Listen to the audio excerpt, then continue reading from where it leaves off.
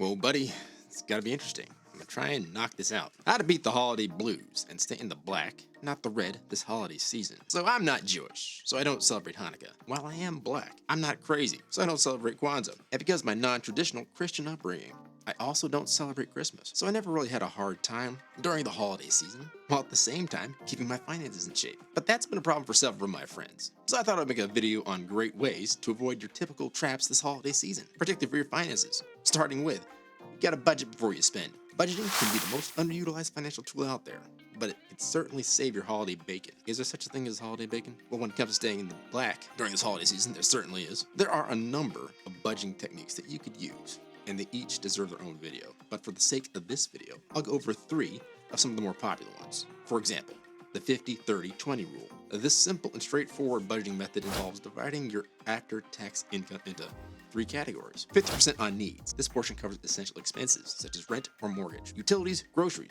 insurance, and any other necessary bills. Then there's 30% on wants. This part is allocated for discretionary spending, which includes things like dining out, entertainment, shopping for non-essentials, and other luxuries. This is where your holiday spending should be locked in.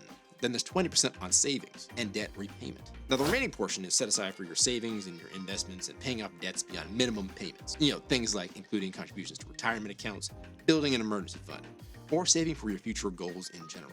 Now me personally, I flip this around and I budget 20% for needs, 50+% for investments and savings, and less than 30% for wants. But remember, I don't celebrate the holidays, so your situation is going to be a little bit different.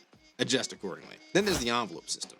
This is a cash-based budgeting method, ideal for those who prefer a tangible approach to managing their finances. It involves using physical envelopes to allocate and divide cash for different spending categories each month. For example, you would have separate envelopes for groceries, entertainment, utilities, etc. Once the cash is in the envelope, once the cash in the envelope is spent, you cannot spend any more in that category until the next month. This method is particularly effective for controlling overspending and getting a clear understanding of where your money is going. In this example, you would set aside an envelope or bucket specifically for holiday spend.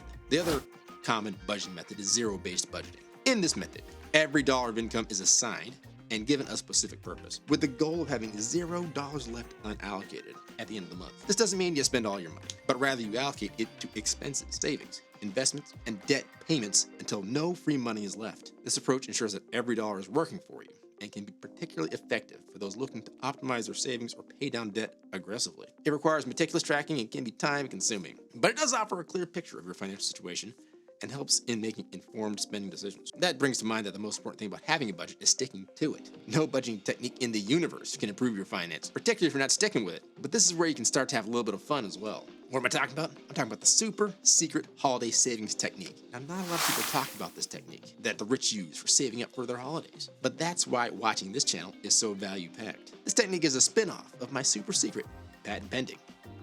Well, not really.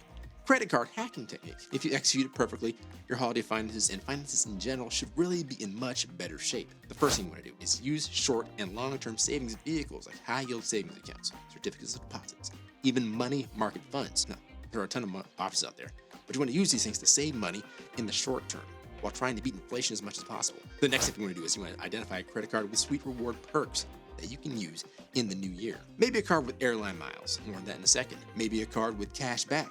Whatever it is, apply for it and get it with a goal in mind of maximizing your credit. As a matter of fact, you might already have this credit card within your wallet, or you may have been thinking about applying for it. Whatever the case is, now is the time to get that card and to utilize it and to prepare to utilize it for maximum effect. The next thing you want to do, and this is going to be where the fun comes in, you want to purchase the gifts that you identified a little earlier with that credit card that you acquired. Nothing quite like shopping during the holiday season. Like I said, this is the fun part.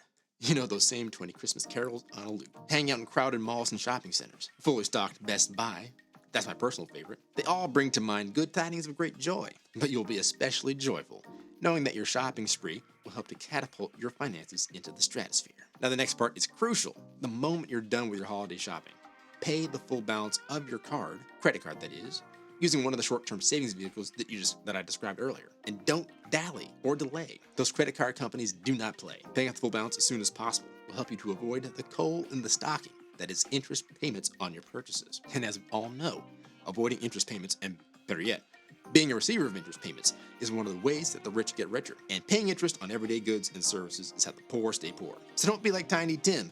be like Ebenezer Scrooge and get on the right side of the debt spiral. I talked about this a little bit earlier. We want to use airline miles for travel. If you've been accumulating airline miles with a credit card that you've been using for your everyday spend, now is the perfect time to utilize said miles. If you plan to travel, use a credit card that offers airline miles or travel rewards. This can help reduce travel costs. You want to pay this off as soon as possible. Similar to the example I talked about above. Remember, paying interest is how you stay poor. Receiving interest is how you get rich. Speaking of travel, you want to book travel during non-standard days. Saving on travel by flying on less popular days is a pretty good technique to save money at any time of the year. But flying midweek or on the actual holiday often results in lower fares compared to peak travel days, like the day before or the day right after. This strategy can be a significant cost saver if your travel dates are flexible. Speaking of being flexible with dates, take advantage of early or off-season sales. Keep an eye out on sales throughout the year, not just during the holiday season, keeping the folks that you have in mind for all your gift giving, that is. Shopping during peak off times can yield great deals. Additionally, buying gifts throughout the year can spread out the costs, making it more manageable and helping you to avoid a financial crunch during the holidays. Prioritize and compromise. Recognize that you may not be able to buy everything or travel everywhere, particularly if you have a big family. Prioritize your spending on what matters most. If necessary, have honest conversations with family and friends about gift expectations or alternative celebration methods that are more budget friendly. Think about having like a limit in place between who you give gifts to. For example, maybe $100 only, or even during this inflationary period, $200 per gift per person. Those kind of discussions should be had in advance. One thread that I hope you noticed that goes throughout this video is that planning ahead is the thread that binds all of these points, including the last point, embracing homemade gifts. Remember, it's the thought that counts, particularly the early thought. Not all your gifts need to come from expensive shopping locales. Consider making homemade gifts, which can be more personal and cost-effective. These can include baked goods, crafts, or personalized art. Homemade gifts, well, they oftentimes carry more sentimental value and can significantly reduce your holiday spend. So they definitely should be in the rotation at the very least. But that does mean you need to spend more time thinking about the recipients of the gifts that you're bestowing. Come to think of it, doesn't that fit a little bit more with the spirit of the season anyway? But now that you have a grasp on how to keep your holiday season flowing in green, let's think about ways to make your new year as financially successful as possible. Take a look at the video on your screen for more on that. And don't forget to like, subscribe, and hit the notification bell, keeping in mind that a goal without a plan is a wish. A goal with a plan and no action is a wish list. I'll catch you in the next video. Have a great holiday season, folks. Peace.